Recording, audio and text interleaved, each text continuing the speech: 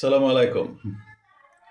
Video title দেখে যারা গালিগালাজ বাসকচু দেওয়ার জন্য প্রস্তুতি নিচ্ছেন তাদেরকে বিনয়ের সাথে অনুরোধ করতেছি, দিয়েন সমস্যা নাই। ওসব দেওয়াকে তো স্বাগত জানাবো, ওয়েলকাম করব, দোয়াও করব।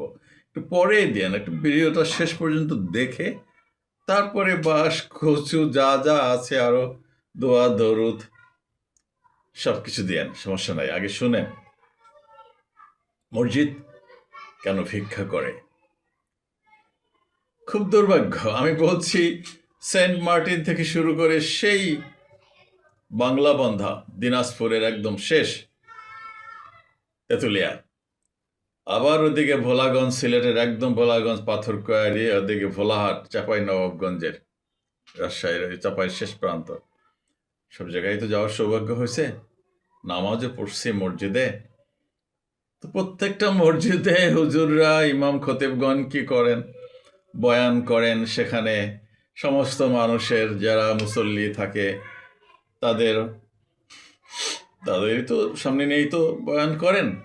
সবার অভাব অনটন যা থাকে প্রয়োজন, সেগুলো গায়বী খাজানা থেকে মেটাবার জন্য দোয়া করেন, বাস মোনাজাত করেন।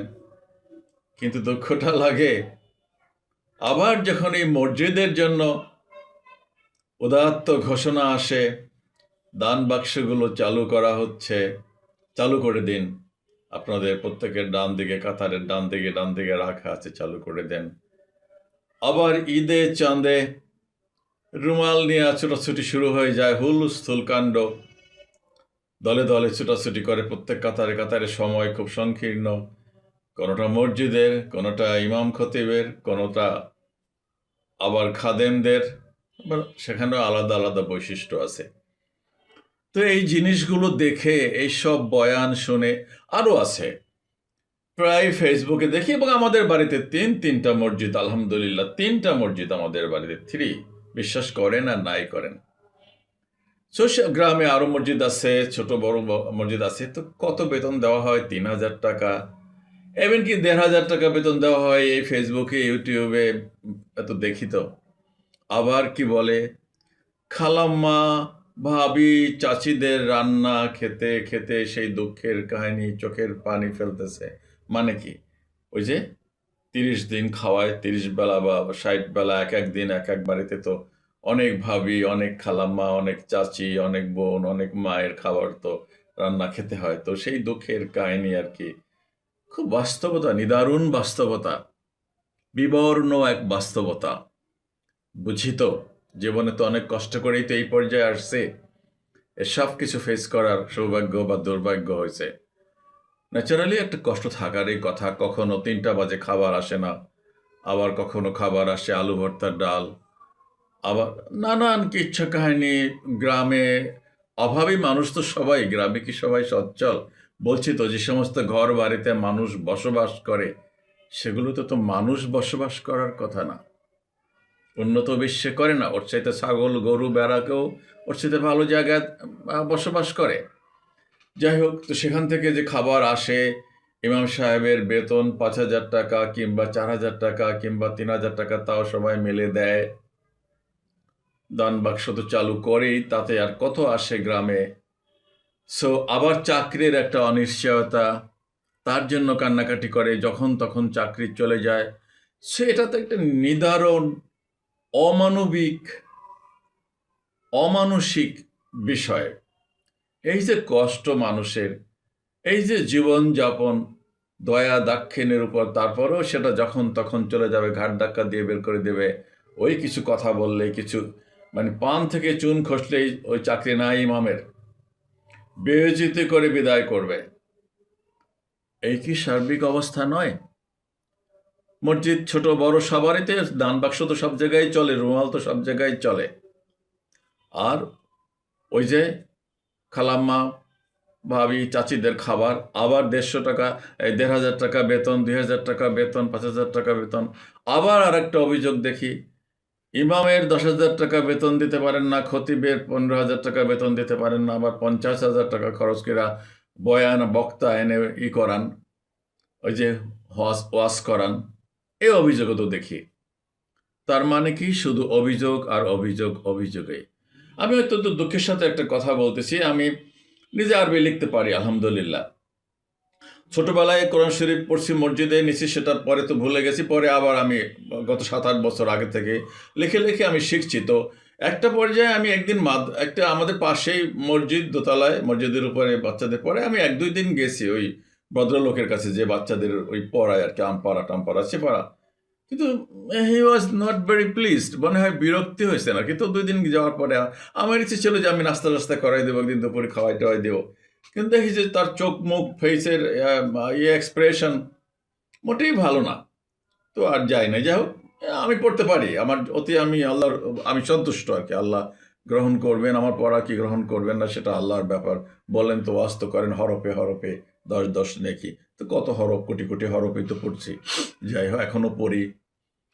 সো আবার আর একটা মসজিদে প্রায় বেশ কিছুদিন আমি 100 টাকা করে 3-4 জনকে বেতন দিছি। ওখানেও কি দেখি, 50-60টা ছেলে মেয়ে দুপুরবেলায় জোহরের নামাজের পরে আসে। একজন মানুষ আসলে ম্যানেজ করতে পারেন না, কোনো রকম নাম অবস্থায় একটু পড়াশোনা করায়। কিন্তু এইখানে আমার একটা স্ট্রং রিজার্ভেশন আছে, দুঃখের সাথে বলতেছি। আজকে কোনো ধর্ম আসলে চুরি করা শেখায় না, কোনো ধর্মে ডাকাতি করা শেখায় না, কোনো ধর্মে অনৈতিকতা শেখায় না, আমার বিশ্বাস। ব্যতিক্রম আছে কিনা আমি জানি না। সো আজকের এই আজকের প্রেক্ষাপটে এই পৃথিবীর যে অবস্থা, সামাজিক যে অবক্ষয়, যেভাবে চলতেছে গোটা সিস্টেম, তাতে আসলে মানুষের চরিত্র বলতে কিছু আছে কিনা আই হ্যাভ ডাউট। এই ক্ষেত্রে মসজিদ তো শুধু একটা নামাজ পড়ারই জায়গা না, মসজিদ তো একটা জ্ঞান চর্চার জায়গা। মসজিদ একটা একটা একটা ইম্পর্টেন্ট জায়গা হতে পারে, একটা ইনফ্রাস্ট্রাকচার, একটা অবকাঠামো তো সেখানে আছে। এসি, ফ্যান, লাইট, পানি সব কিছুই আছে, লোকজনও আছে। কিন্তু এটা কানাডাতে, আমেরিকাতে ওরা অনেক পারপাজে এই মসজিদ ইউজ করে, কিন্তু আমাদের দেশে তো সেটা নাই। আর সমগ্র পৃথিবীতে কোন দেশে কি আছে আমি জানি না, তবে আমার মনে হয় এটাকে ইউটিলাইজ করার মানুষের জন্য, মানবতার জন্য একটা বিরাট সম্ভাবনা ছিল, আছে। কিন্তু এটা আলেম ওলামারাই তো চায় না, বা তারা এটা নিয়ে কোনো চিন্তাও করে না। তারা কিভাবে খালি জান্নাতে যাইব আর কিভাবে দিনদার বিবি পাইব, আমার মনে হয় সারাদিন এইটাই নিয়ে গবেষণা। যাই হোক, আরও অনেকগুলো ফ্যাক্টর আছে, বলতে গেলে ওনাদের বিরুদ্ধেই যাবে। তো বলি হুজুরদের চেহারা দেখে মনে হয় তো এক একজন রসগোল্লার মতন চেহারা। এনাদের তো হওয়া উচিত ছিল বড় বড় জেনারেল, মেজর জেনারেল, ব্রিগেডিয়ার, সচিব, যে শারীরিক যে ফিটনেস তাদের। কিন্তু পৃথিবীর কোথাও কোনো শাসক কি কোনো আলেম ওলামা, মাদ্রাসা পড়ুয়া কোনো লোকজন, সেনাপ্রধান দেখেছেন কখনো? শুনেছি পাকিস্তানের সেনাপ্রধান নাকি কোরআন হাফেজ, আমি জানি না। যা পাকিস্তানে তো একজন ভদ্র মানুষকে, সৎ মানুষকে জেলে ঢুকায় রাখছে, সেখানেও তো এই সামরিক বাহিনী নাকি কলকাঠি নাড়তেছে, এটা দুঃখজনক। যাই হোক, তো আমার কথা, এই আর্মিতে নবী মোহাম্মদ সাল্লাম, আমি সবসময় বলি নবী মোহাম্মদ সাল্লাম তো সর্বকালের সর্বশ্রেষ্ঠ, সফল, জননন্দিত, প্রভাবশালী, সাহসী সেনাপতি। 80টা যুদ্ধের উনি নেতৃত্ব দিয়েছেন, সরাসরি হোক বা ইনডাইরেক্টলি হোক বা ডিরেক্টলি হোক। আর 30-40টা তো উনি নিজেই সেনাপতি ছিলেন। উনি তো তলোয়ার নিয়ে উটের পিঠ থেকে ঝাঁপাই পড়ছেন যে আমি সত্য নবী, আমি আবদুল্লার ছেলে মোহাম্মদ, আমি নবী। উনি তো শত্রুর সামনে ঝাঁপাই পড়ছেন। ওনার সাথে সাহসী কে ছিল? 40 মাইল দূরে থাকলেই মানুষের শত্রুর মনে পালপিটেশন শুরু হয়ে যেত, মোহাম্মদ ইজ কামিং। এই তো ছিলেন নবী মোহাম্মদ সাল্লাল্লাহু আলাইহি ওয়াসাল্লাম, এবং বাস্তবে তো তাই হয়েছে। ওনাকে ছাড়া, ওনার নেতৃত্ব ছাড়া, ওনার সেনাপতিত্ব ছাড়া, ওনার সাহস ছাড়া উনি কি এই ইসলাম প্রতিষ্ঠিত হতো? আছেন কোনো বুজুর্গ, অলি আউলিয়া, গাউস, কুতুব, তো কত পীর, কত কামেল, অমুক তমুক, ওনার কাছে কেউ আছে ওনাকে মানে ওনার চেয়ে বড় বুজুর্গ, অলিয়া গাউস, কুতুব, পীর? ওনাকে দিয়েই তো এনারা আসছেন। তো এই আলেম ওলামারা যদি রাষ্ট্র চালাতো, রাষ্ট্রের পলিসি দিতে পারতো, পলিসি মেকার হতো, তাহলে এনারা কি করতে পারতেন? এই মসজিদগুলোর জন্য, আমি মসজিদ শুধু বলবো না, এটা মন্দির মসজিদ যা যা আছে, বৌদ্ধদের, হিন্দু, খ্রিস্টান, ইহুদিদের যতগুলো ধর্মীয় প্রতিষ্ঠান উপাসনালয় আছে, সবগুলোতে কিছু অনুদান দিতে পারতো। যেমন এমপিওভুক্ত স্কুলগুলোকে টিচারদের একটা বেনিফিট দেওয়া হয়, ঠিক তদ্রূপ এটা একটা আইন করে, পার্লামেন্টে আইন করে সমস্ত মুসলিম রাষ্ট্রের সরকারিভাবে এদেরকে, এই প্রত্যেকটা ইমাম খতিব স্টাফদেরকে একটা বেনিফিট, মান্থলি একটা স্যালারির একটা অংশ দিত, রিটায়ারমেন্টের পরেও একটা বেনিফিট দিত, এবং এই চাকরিরা এত সহজে যেত না। একটা সিস্টেমে যদি নিয়ে আসতো, আমি বলছি হিন্দুদের মন্দিরেও টাকা দেবে, সেখানে যারা ধর্মগুরু থাকে তারা ধর্মীয় শিক্ষা দেবে, এবং এগুলো ধর্মীয় শিক্ষা ম্যান্ডেটরি সব মসজিদে, সব মন্দিরে, সব প্যাগোডায়, সবখানে। কারণ কিছু নীতি নৈতিকতা দরকার, এছাড়া তো এই সমাজ চলতে পারে না। আর বলছি তো, মাদ্রাসাগুলো থেকে যদি এই ছেলেরা বা এই হুজুররা, যেই সুন্দর চেহারা, যেই নাদুস নদুস, যেই সুস্থ শরীর এনাদের সুঠাম দেহ, তাতে তো এরা প্রত্যেকটা আর্মিতে গেলে বা পুলিশে, বিডিআরে গেলে কোয়ালিফাই করবে। শুধু শিক্ষা কারিকুলামে একটু সাধারণ শিক্ষা যদি ইনক্লুড করতো, কোরআনে হাফেজ হবে, হাদিস কোরআন সব পড়বে, কোনো সমস্যা নাই। সেই সাথে আরও 2-4টা সাবজেক্ট যদি পড়তো, আর্টস, কমার্স, সায়েন্সের, তাহলে যাতে তারা ওখানে গেলে মিশে যেতে পারে, ওখানে গেলে তারা খাপ খাওয়াতে পারে। ওখানে তো আর ওই আরবি দিয়া তো আর যুদ্ধক্ষেত্র চলবে না, ফাইটার জেট চলবে না, সেখানে তো সায়েন্স লাগবে। তো সেইটার জন্য, সেটা বোঝার জন্য মিলিটারি সায়েন্স পড়তে তো হাদিস লাগবে না। সো সেখানে এখন তো মিলিটারি সায়েন্স ছাড়া চলবে না। তো সেইগুলো যদি ইনক্লুড করতো, তাহলে এরাই তো দেশকে চালাতে পারতো, এবং এরা রাষ্ট্র ক্ষমতায় আসীন হতে পারতো। আর রাষ্ট্র ক্ষমতায় আসীন হলেই এই আইন পাশ করে সমস্ত ধর্মীয় প্রতিষ্ঠানে, সব ধর্মের, আমি শুধু মুসলমানদের বলছি না, তাহলে রাষ্ট্র থেকে একটা অনুদান দিত প্রত্যেক, এবং সিস্টেমে আসতো। মসজিদ চাইলেই কেউ করতে পারবে না, বা মন্দির চাইলেই কেউ করতে পারবে না, সেই জায়গা সেখানে শুরু থেকেই তাদেরকে কিছু অনুদান দেওয়া, সিস্টেমে নিয়ে আসা। এমপিওভুক্ত করে না বলে না, ওরকম যদি করতো, তাহলে ওনাদের এই হাহুতাশও করতে হতো না, আর এই দেশের এই মসজিদের এই ভিক্ষার থালাও নিয়ে দৌড়াদৌড়ি করা লাগতো না, আর এই যে মসজিদও ভিক্ষা করতো না। আমি এটাই বোঝাতে চাইছি। খারাপ কথা বললাম? কি মনে হয় আপনাদের? আমি তো চাই মসজিদগুলো হবে, মসজিদ, মন্দির, প্যাগোডা যাই হবে, সেটা হবে সবচাইতে ভালো জায়গা। এখানে কোনো অভাব থাকবে না, মানুষের কোনো অভাব, ভিক্ষাবৃত্তি শেখানো হবে না, কোনো বাক্স চালাচালি থাকবে না। খারাপ কথা বলছি?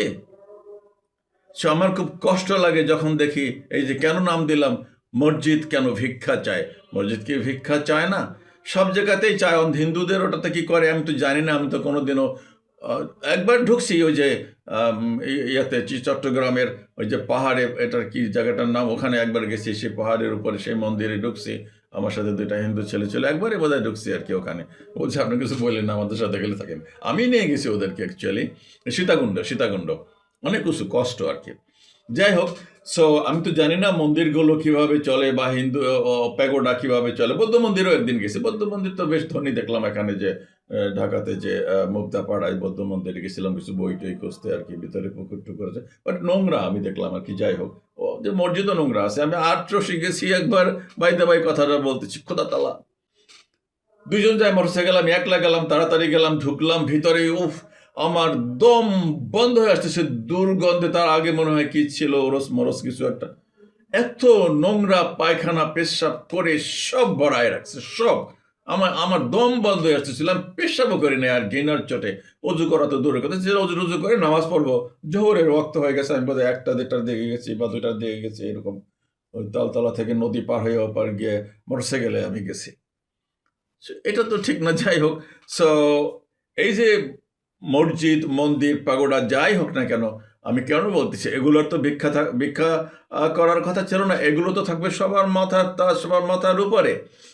আমরা সবাই এগুলোকে দেখবো সচ্ছল। এখানকার যারা আবার এদের সমস্যা আছে, এরা এত অহংকারী, এরা এত দেমাগি, দেখি তো হাঁটা চলায় ভাবসাবে, পোশাক আশাক পরলে যেই কেদারায় বসে বলছিস যে আরাম কেদারায় বসে, এটা তো আমার নবী তো এগুলো চোখেও দেখে নাই, কল্পনাও করে নাই। সে এগুলো এই ভাবসাব না, নবী মুহাম্মদের সাথে কোনো সিম্পল মানুষ ছিল, সাধারণ মানের কোনো মানুষ ছিল? ওনার মতন, ওনার সাথে কোনো মহামানবের তুলনা হয়? এত ভাবসাব নিয়ে লাভটা কি? কেন নেন? এটাই তো, এখানেই তো ঠিক না, এটাই তো ঠিক না, এটাই তো গ্রহণযোগ্য না। যাই হোক, সো এই আমরা মাথার তাস করে রাখতাম গোটা সিস্টেমটাকে। সব ধর্মের ধর্মগুরুদেরকে মানুষ সম্মান করবে, শ্রদ্ধা করবে, প্রতিষ্ঠানকে সম্মান করবে, শ্রদ্ধা করবে, আর ওরা মানব জাতিকে দিক নির্দেশনা দিবে, মানুষের চরিত্র গঠনে সাহায্য করবে। এটাই তো হওয়া উচিত ছিল, যে পৃথিবীর শান্তি শৃঙ্খলা। এটা একটা ভণ্ডের রাজত্ব সারা পৃথিবীতে, যেগুলো ক্ষমতালোভী, যেগুলা লুটেরা, সেগুলাও যেমন ভণ্ড, আবার যারা ধর্মগুরু সেগুলাও মনে হয় সব ভণ্ডে পরিণত হয়েছে। ওদের কাছে এগুলা কেনা গোলাম, ওদের জন্য এগুলোতে দোয়া করে। ভালো কাকে বলবো? আমি চাই ধর্মীয় প্রতিষ্ঠানগুলো ভিক্ষা না চাক, বরং রাষ্ট্র এদেরকে সাহায্য করুক, এদের ভালো বেতন দেখ, একটা সাহায্য দেখ, অনুদান দেখ, এরা ভালো থাকুক, ভালো কাজ করুক, মানবতার জন্য কাজ করুক, জনগণের উপকার করুক, আমাদের বাচ্চা কাচ্চার ছেলে মেয়েদেরকে ভালো শিক্ষা দিক, চরিত্র গঠনের শিক্ষা দিক, একটা সৎ জাতি, একটা সৎ মানব জাতি গড়ে তুলতে এনারা অবদান রাখুক, এনারা রাষ্ট্র ক্ষমতায় আসীন হন অথবা আসীন হতে উৎসাহিত করেন। তাও তো এরা করে না, এই যে ইসলামিক দলগুলো কোনো ঐক্য আছে? এক জায়গায় একটারে কয় যা তা